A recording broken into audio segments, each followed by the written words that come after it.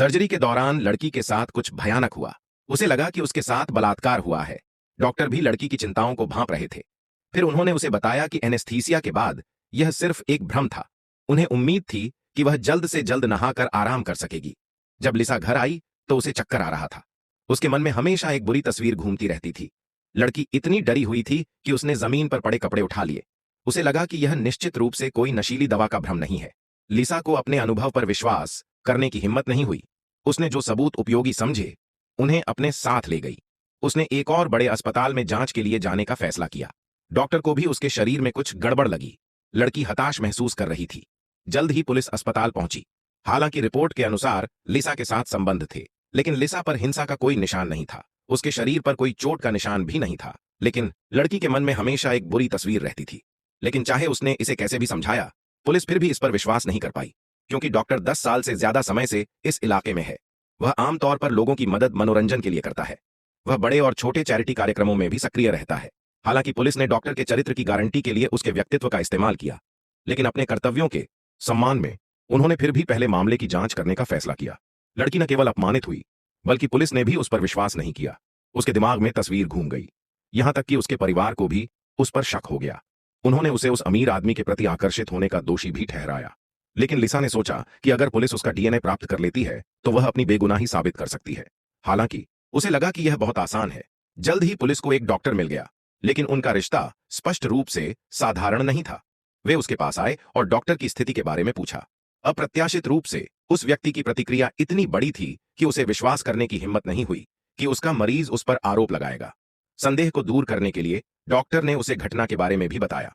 पता चला कि उस रात लड़की का अपने प्रेमी के साथ बहुत झगड़ा हुआ था। नतीजतन उसने गलती से अपनी उंगली में चोट लगा ली। जब डॉक्टर उसके बॉयफ्रेंड की चोट का इलाज कर रहा था, लिसा ने मुंह बनाया और अस्पताल में भाग गई। दूसरे मरीजों को नुकसान न पहुंचाने के लिए डॉक्टर को अपना काम रोकना पड़ा। लेकिन लड़की की वजह से घाव बहुत घबराया हुआ था और उसके शरीर से शराब की तेज गंध आ रही थी। घाव साफ करने में आसानी के लिए डॉक्टर उसे केवल एक शामक दवा दे सके।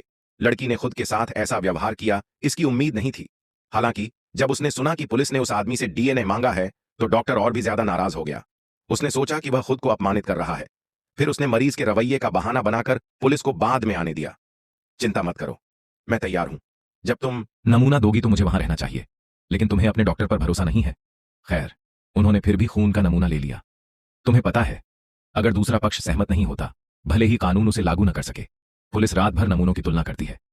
नतीजतन जैसा उन्होंने सोचा था, दोनों लोगों का डीएनए बिल्कुल मेल नहीं खाता।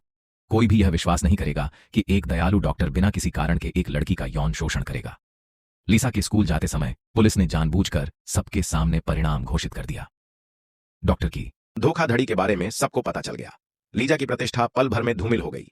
उसे समझ ही नहीं आया कि वह पीड़ित है, बल्कि उसके साथ भेदभाव किया गया। यह बात शहर में भी चर्चा का विषय बन गई। न चाहते हुए भी अन्ना ने पुलिस प्रमुख को गुस्से में पाया। उसे शक हुआ कि नमूने में कुछ गड़बड़ है, इसलिए उसने दोबारा जांच कराने की मांग की। उसे हार मानने के लिए मजबूर करने के लिए पुलिस प्रमुख ने नमूना लेने वाले पुलिस अधिकारी को बुलाया। लेकिन उस कॉल में उसे असल में समस्या का पता चल गया। पता चला कि डॉक्टर ने मरीज के रवैये का बहाना बनाकर पुलिस अधिकारी को बाद में नमूना लेने आने दिया। हालांकि पुलिस अधिकारी के जाने के बाद उसने बिना किसी निगरानी के खून की एक ट्यूब ली और उस पर नर्स के लिए एक लेबल लगा दिया। अंत में उसने उसे कार में इंतजार कर रहे पुलिस अधिकारी को दे दिया। पुलिस अधिकारी को एहसास हुआ कि डॉक्टर ने शायद किसी और के खून की नकल